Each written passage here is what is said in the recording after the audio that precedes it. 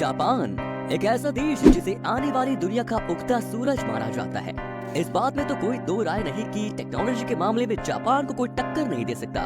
पर इन सब के अलावा जापान को एक गायन शौचालय का भी देश कहा जाता है, या फिर एक ऐसा देश जहाँ की ट्रैफिक लाइट्स ब्लू कलर की होती हैं, और भी बहुत सारी चीजें जो इस देश को दुनिया से बिल्कुल अलग बनाती है। तो चलिए खुलकर जानते हैं इस देश के बारे में। Number 1, square watermelons.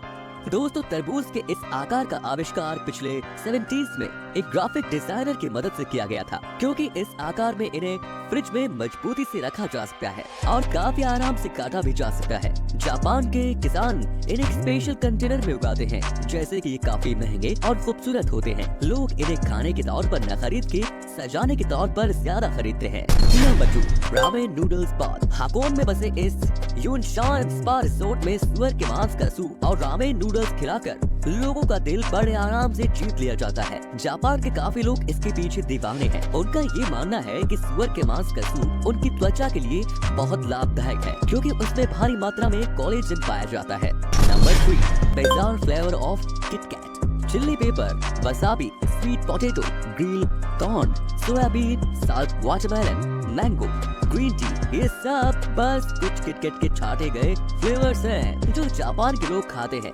Number 4, fake food. Japan के कुछ एक्सपर्ट्स प्लास्टिक और वैक्स की मदद से खाना बनाते हैं, और वो भी देखने में उतना ही लजीज लगता है जितना कि असली खाना लगता है। तो जापान के कितने ही रेस्टोरेंट्स इन प्लास्टिक के खानों को अपने रेस्टोरेंट्स की खिड़की के पास लगाकर भूखे इंसानों का ध्यान खींचने की कोशिश करते हैं। और आपको बता दूं कि इन प्लास्टिक के खानों को तैयार कराने में बहुत ज्यादा पैसे खर्च होते हैं। Number 5, rabbit island. 1940 की बात है, जब वैज्ञानिक ओकुनाशिमा आइलैंड पर कुछ चूहे लाए और उन पर टेस्ट करने का सोचा। पर कुछ महीनों बाद वहाँ उनकी तादाद इतनी बढ़ गई कि लोग वहाँ घूमने जाने लगे और अब वो एक टूरिस्ट प्लेस बन गया।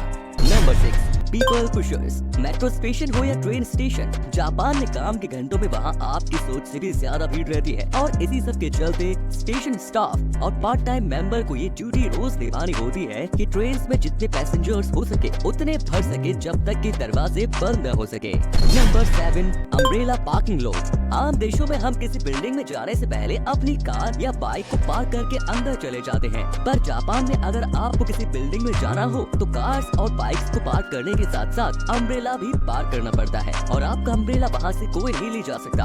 अम्ब्रेला पार करने के पीछे मकसद ये है कि आप बिल्डिंग को पानी करने से बचा सकते हैं अगर आपका अम्ब्रेला पानी से तर हो। जापान के लगभग सभी सरकारी बिल्डिंग, होटल और ऑफिसेज में इन अम्ब्रेला पार्किंग लॉट का इस्तेमाल होता है। Number 9, millions of vending machines.